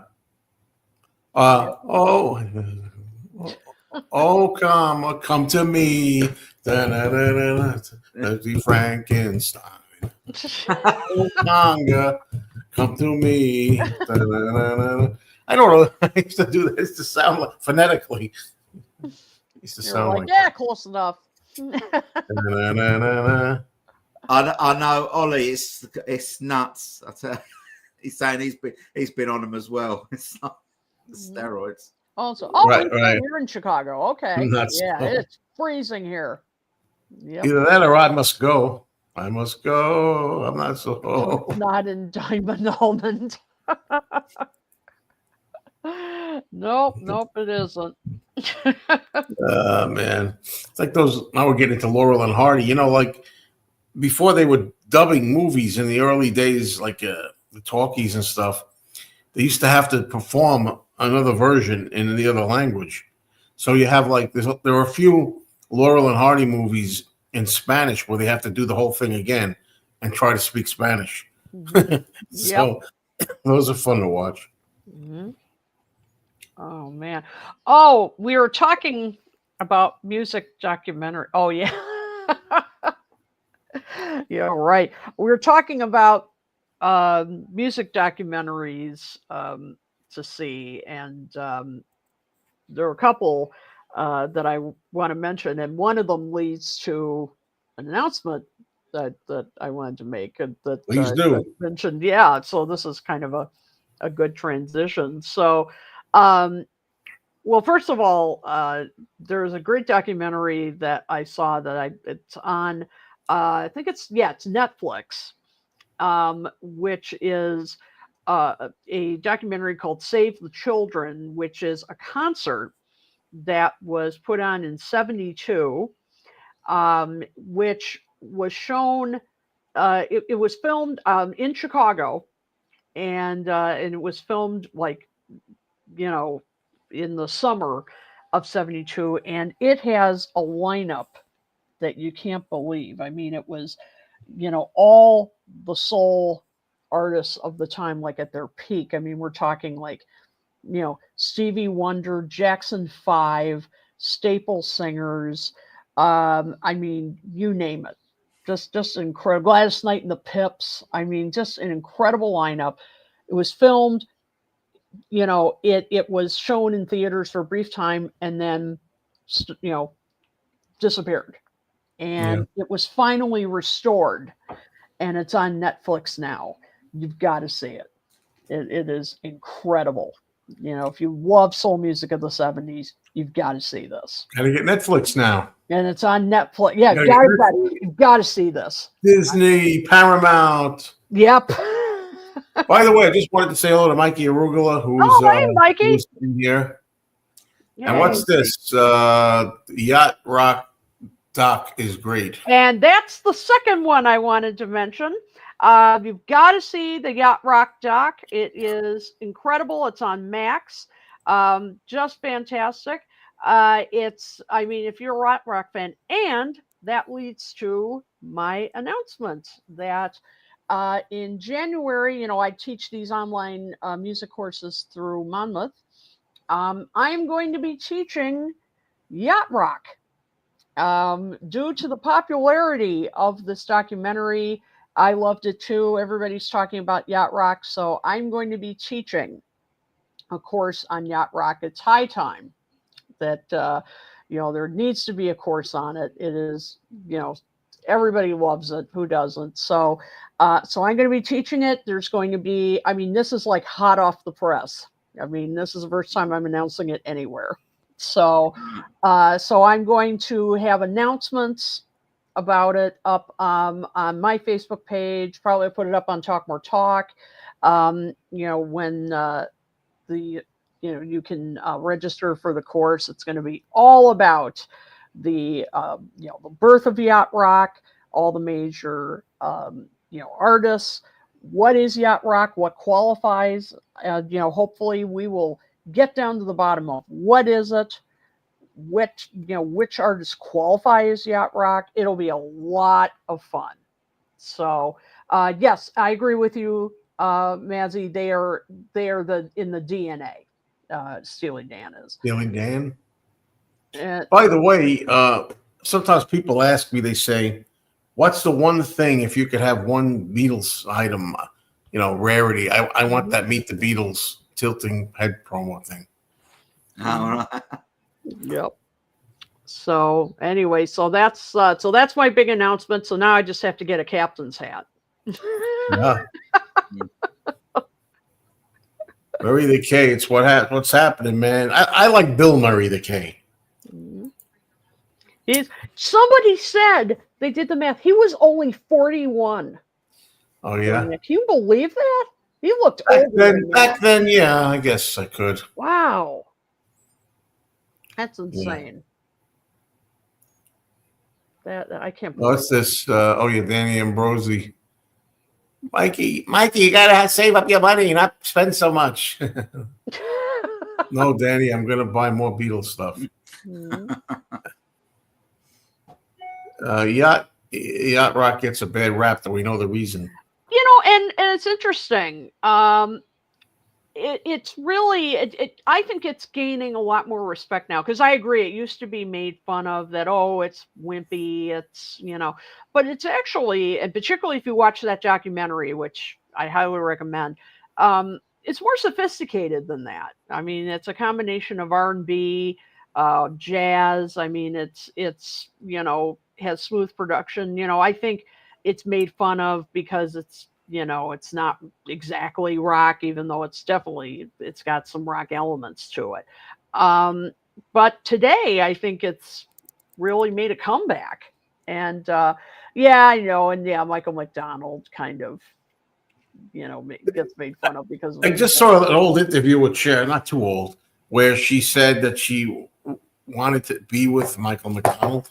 Really? Something like that. That's somebody that she was asked a question like that. Who would you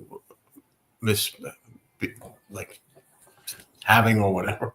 And I don't know if that's maybe I'm blowing it out of proportion. Interesting. Okay.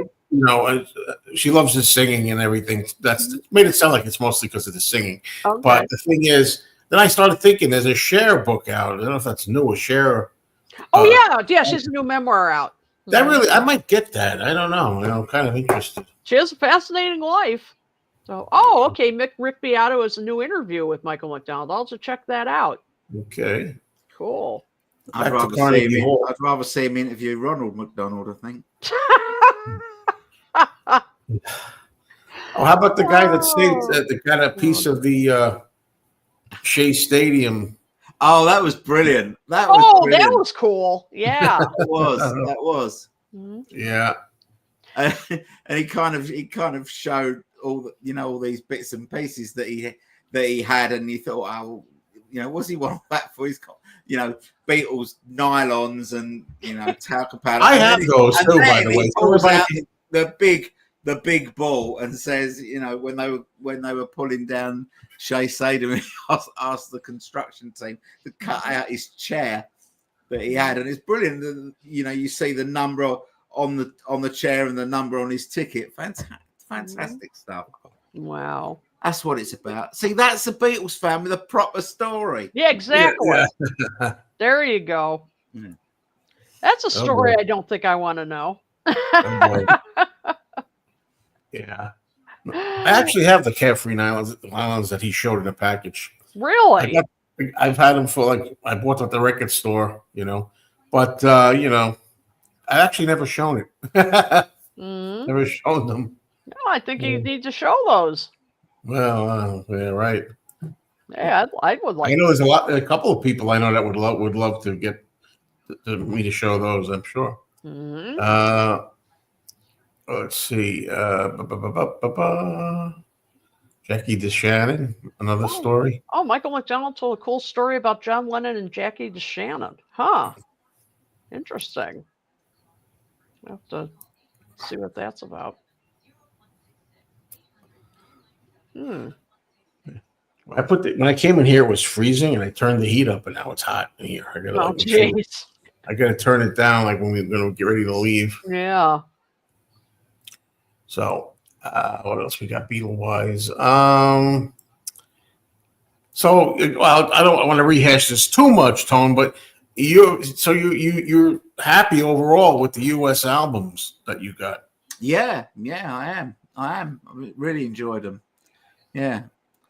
So the one I didn't like as much was the Hard Day's Night soundtrack, but I didn't think that sounded great. But well, not on my system anyway. And but a lot of the songs are on something new, and they sound better on that to me. But yeah, I thought Meet the Beatles was just fantastic. It's just so in your face. I really enjoyed that. It really blew me away. It was great. I enjoyed them, played them quite a lot before I did my review of them, and yeah, good. I'm glad I got them, and now I want the rest of them. I was going to say, to do the others now. I'm hearing it was a success. So this is a success, pretty much. That's what I'm hearing. I think so. Yeah, well, seeing that, a lot of shops were saying that they didn't get their allocation that they ordered, because they'd been distributed elsewhere. I think it's done really well outside of the US as well. I think there's been a lot of interest, worldwide for it. So it's good. It's good. Did you answer, Mad Team, on this? Oh, sure. Yeah, I know that documentary, and it's great. I've seen that. Summer Soul, you got to see it. This was a concert, as I said, in 72 in Chicago, and it was actually organized by Reverend Jesse Jackson, and it was to benefit, not totally, but part of it was through Operation Push, his organization, and it was to raise money for children in poverty and so forth. And so this was a different concert. And Summer Soul was it was held in New York, and it was like a summer long festival, basically, of concerts. This was like a 1-day thing, and so it's a different one, but it's just as good. It's really phenomenal. Got to see it. Mazzy's still here. There he is. Mazzy was telling me. Now I'm not trying to start a war, but Mazzy was telling me the other day, if you're only going to get one, get the Hard Day's Night one. As if he thought that was the opposite to me. Then good sound. So you never know, I heard 3 of them at the store, the record store. I went back like the next day or something, and I played like a few tracks off of them. And yeah, some of them they were impressive. I mean, I thought the original ones sound good too, because we compared. We had some original copies there. We played them after to compare. Maybe the slight advantage goes to the new, but I mean the other ones still sounded good to me. What else? Yeah, I love She's a Woman, and I Feel Fine that way. I think you said I Feel Fine. You're not wild about that way. No, that sounded like a bit of a mess to me. But I loved She's a Woman with the reverb on it. That sounded great, I thought, and I think it needed it because that guitar is just so tinny. It's kind of chink, chink, chink, chink. I think it really improves it with that reverb. To answer, I agree. To answer pumping vinyl, no, it's not that. All kinds of ages come in here. Even I don't know why this is up here, but there's a lot of different classrooms. I know I used to go in the classroom next door to do my live streams, and I'd hear adults in here. They have like adult classes in here, and kids, I guess, and in between. Interesting. So I don't know. I thought a couple of them sounded a little sped up slightly. I'm very sensitive to things like that. Like when I first heard the 1987 CDs in the US, anyway, when they put the UK ones out, in '87. But I mean, I thought they were slightly a little fast. I mean, that's just me. I love having a pitch control to kind of like take it down a little notch if I have to, or bring it up a notch sometimes. That's just me. It's my ears. I don't know. Oh, those '87 CDs. Those were not good. Yeah, I don't play those anymore. It's so great. I thought at the time to have these, but. Oh, yeah. At the time. Yeah, but I was never really wowed by them. No. Oh, yeah. When the 2009 ones came out, I mean, those just blew those other CDs away for sure.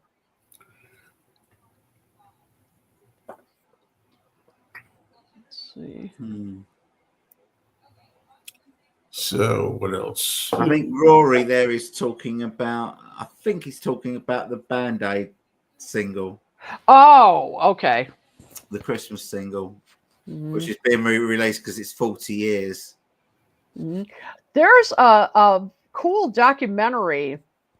It's re-released. On YouTube. Yeah, the making of it. Yeah, that's cool to see. Yeah. I mean, Paul isn't in it, but just seeing the making of it and all the stars of the time and all, really worth watching. All my new Capitol vinyl sounds very good. Couple exceptions. Last track sounds a little distorted. What do they call that? Inner groove distortion. Sometimes, you ever hear of that? I said record. Well, Mazzy will tell you if I don't. I don't know if that's the case, but they say that because when you're outside the record, it's the best sound as it gets closer to the center. Has to do with I don't know, this circular. You ever hear of that? What's your name again? Tone. You ever hear of that? Sorry, I wasn't concentrating. I was just reading what Mazzy had written. Sorry, what did you say, Joe? Oh, I can't go into that again. A groove distortion. Somebody was saying that Oh last. yeah. That, I think Andrew from Parlogram, was it Groove Phil or something like that? He called it. I've heard it a groove distortion, but I mean the term. I mean that's what I've heard. I don't know. Maybe there are other terms. I've heard about this. As he's talking about that people are Yeah. having skipping issues on these monos because they need to set up their tables. Yeah. Yeah, they are. I mean, they're just so loud. They're Mhm. they're so loud. But mine didn't distort at all. Mhm. Or you know, or skip. But Well, they're short albums. That's what they're saying. Mhm. Mazzy, do you think that you know how they dialed down the bass, you know, originally because you know people were playing them on unsophisticated equipment? Do you think on these?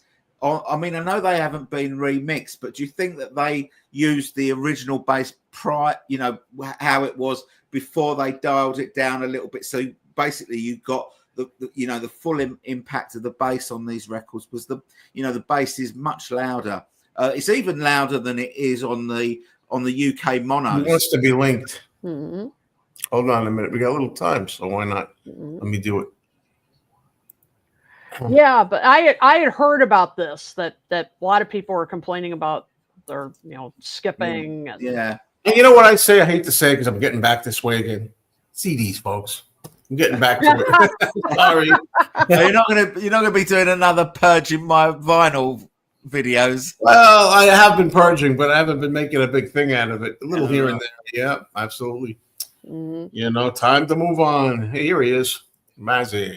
I'm sorry, There my he is. fingers. I can't type so fast. I'm gonna put this. I'm I'm gonna a put senior this. citizen. I'm a senior. This is going to be the thumbnail with all four of you, and then people are going to be like, "Where's Mazzy?" He's going to be last I'm a 15 senior minutes. citizen. So what I was trying to He's say Beatle is, Norm today. okay, back in the 60s, in the 70s, if records were cut too hot, especially in the 60s, you couldn't cut them too hot. Like once they're mastered, like too much bass and sometimes highs. Our record players, whether you had dance sets in the UK or we had kids things, or even just the pull down, I had a Magnavox pull down, depending on your tracking force, the weight of your tone arm, if it was too light, it would jump off. The most famous case in 1970 when Led Zeppelin 2 came out, was it 70 or 71?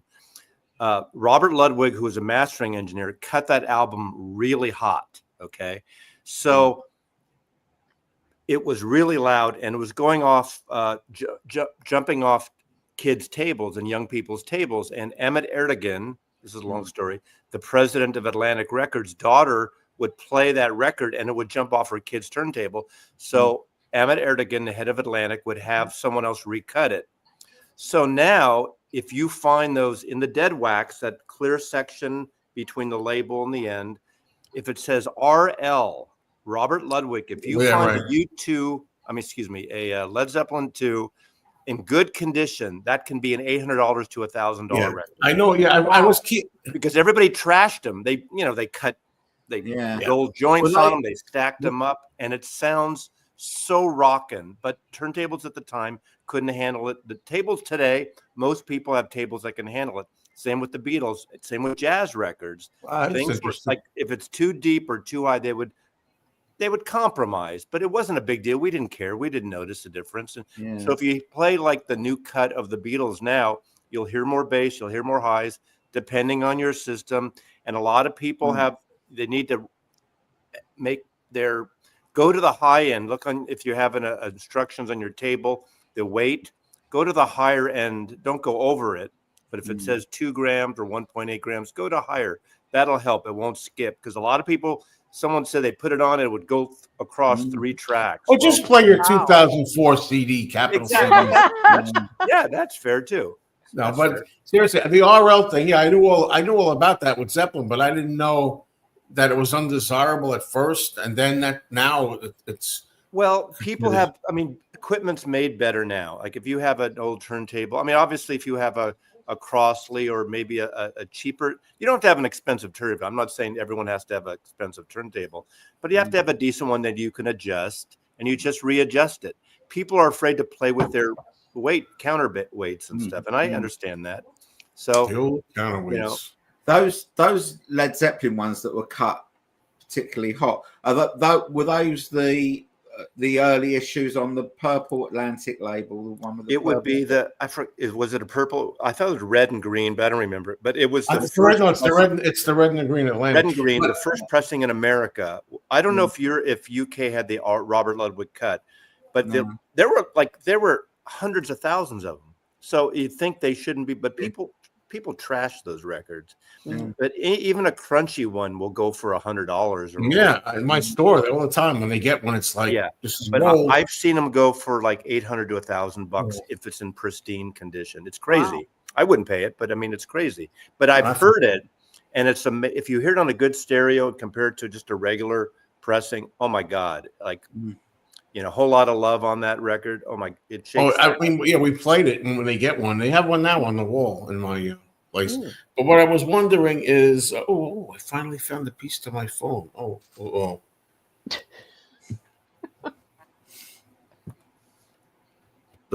a minute, the volume button. Everybody wants to know about this. I was wondering where it went. There it is. Pumping vinyl. All right, let's not make a big thing about it. But goodbye. You had like 10 minutes, and we got to get now. The thing I was no problem. I'm sorry.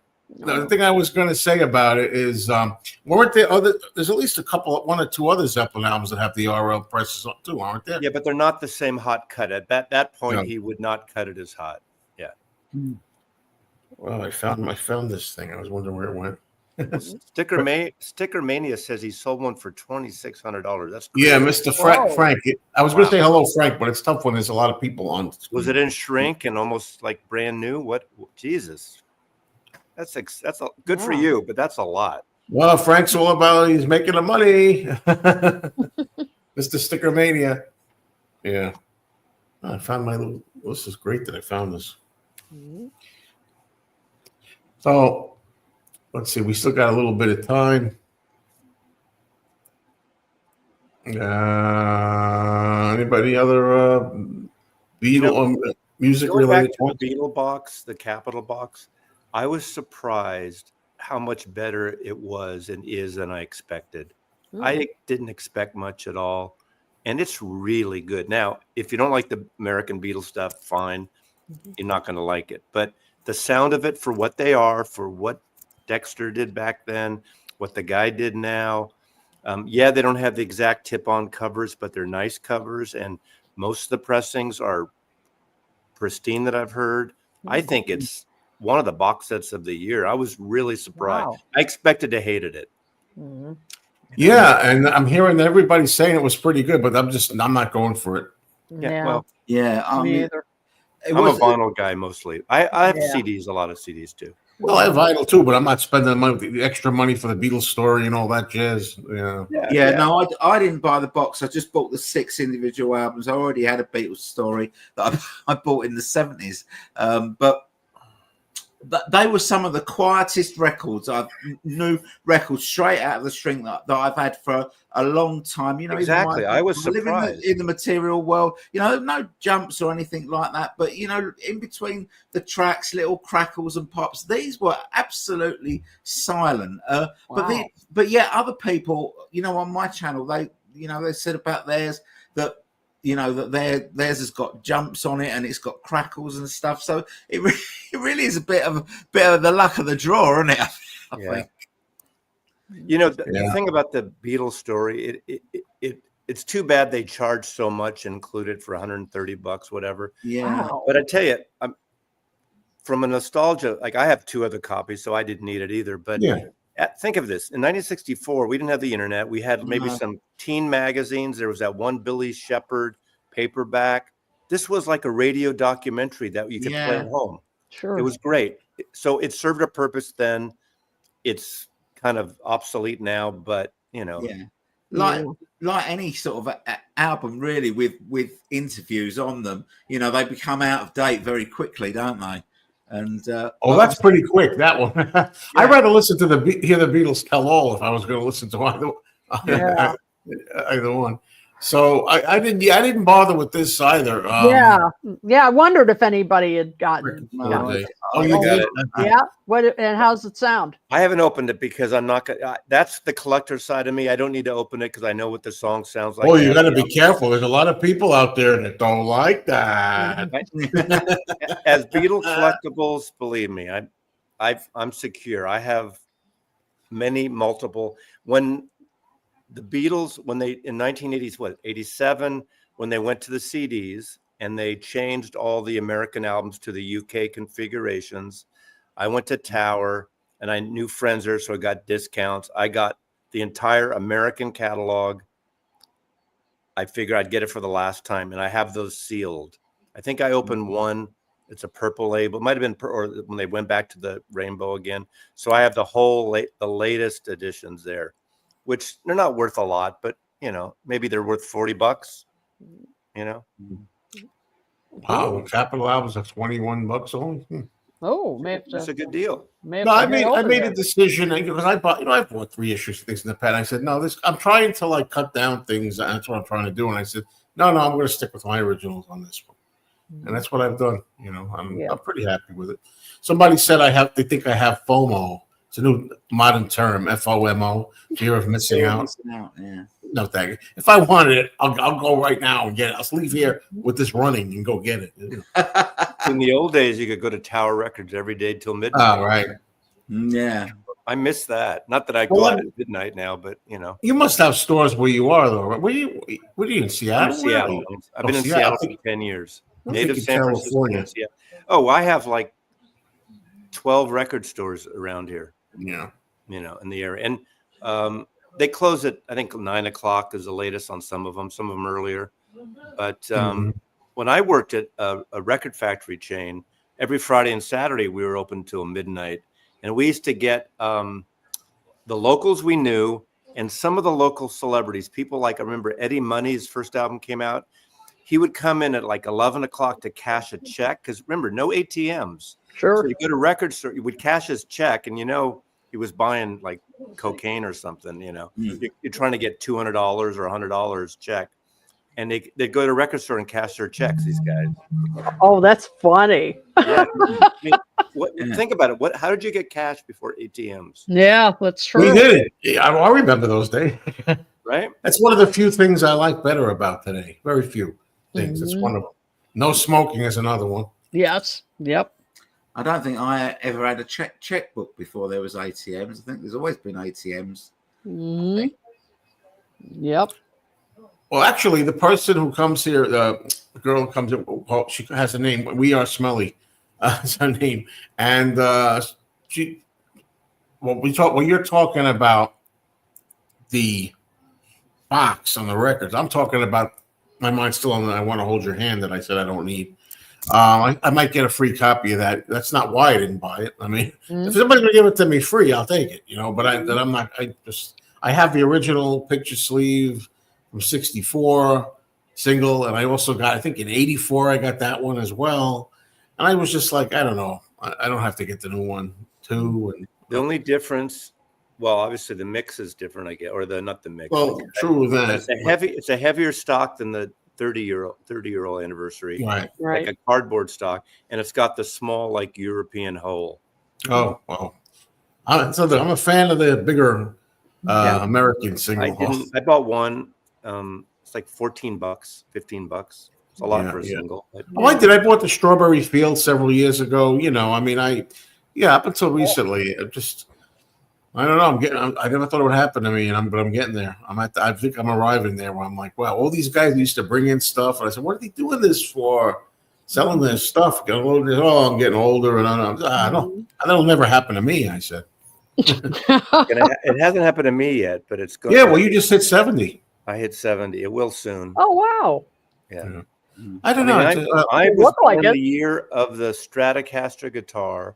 And the year Alan Freed coined the term rock and roll on Elvis's first record single. So that's kind of a good year to be born. Not bad at all. No, when the Beatles run Ed Sullivan.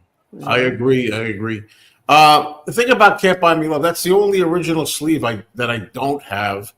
And you know what sucks about it? that it's the same picture as I Want to Hold Your Hand.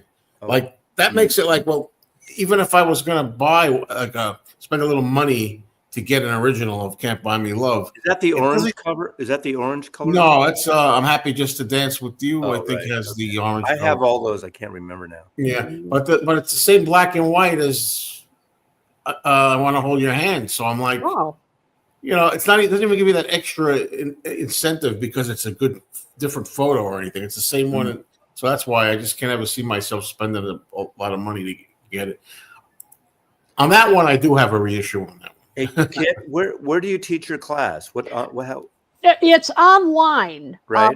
but I do it through Monmouth University. Through what? Through Monmouth University. So it's through a university, not an independent thing. Right. It's like Yep, an online. I get it. Okay. Exactly. Yeah. And are they all? I assume they're all like rock and roll music based, like a Beatles. Yep. I've done British Invasion, History of Rock and Roll, and Nice. then I've done some soul ones. I've done Philly soul. I've done. But that must be both fun. That must be Oh, fun. it's a blast. I love it. I taught for 10 years, but aside from I was a photo agent up for commercial photographers for 38 years. But for 10 of those years, I also taught the Academy of Art in San Francisco. Most of it was in person. Then when I moved here, first it was in person, then it was online. You know, and I loved it. You know, but more portfolio stuff, copyright, you know, production stuff. But Yeah. Oh, it is. It's an absolute blast. I tried to convince them to do a Beatle class. I wanted to do a Beatle class. Yeah. They wouldn't go for it. Really? Oh, Yeah. wow. There's San Francisco State. There's a guy, you know, Joel Selvin. He was the Chronicle music critic for years, and he wrote a book recently on Jim Gordon, the drummer. Okay. You know, the tragic world of Jim Gordon. He wrote a book on Altamont, on San Francisco rock, and he's written about 24 books. Yep. And he taught a class on rock and roll, and I think a Beatle class at one point in person. Wow. Very cool. Oh, yeah. Well, I don't mean to pull the plug, but it's 2 hours. And I do got to start driving home, from here. And I'm here every Tuesday night. Unfortunately, I got to be here. You know, what happens is my girlfriend works elsewhere in this building, and I got to find some empty room that I can just set up, and that's why I'm here. So I'm glad you decided to come up, Mazzy, and I want to thank Beatley Tone, Kid O'Toole. Thank you for being here. If you have anything to I'm plug, Beatle Norm now. Thanks Beatle for Norm. Beatle All right, Norm. Beatle Norm. All right. Thanks for having me on. Nice You want to seeing plug you. anything? Anybody?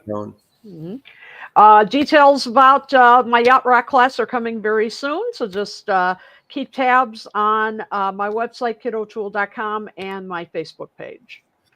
Okay. How about you, Tone? Anything coming up? Going to bed. Yes, I'm going to be starting a Paul McCartney mini series where I'm going to be